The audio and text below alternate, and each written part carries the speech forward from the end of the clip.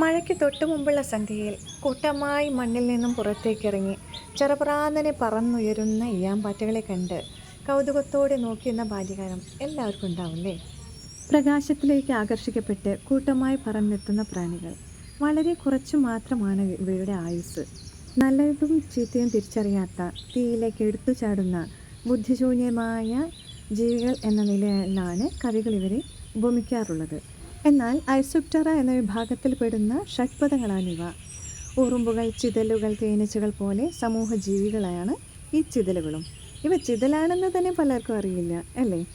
ഈ മണ്ണിനടിയിൽ നിന്നും പുതുജീവൻ നാമ്പെടുത്ത് കുഞ്ഞു ചിറക് വെച്ച് ഇവ പറന്നുയരുന്ന കാണുന്നത് ഭംഗിയാണല്ലേ? ഇവയുടെ ചിറകുകൾ വളരെ ലോലമാണ്. കുറച്ചു നേരത്തേക്ക് മാത്രം പറക്കാൻ പാകത്തിന് ലോലമാണ് ഇവയുടെ ചിറകുകൾ.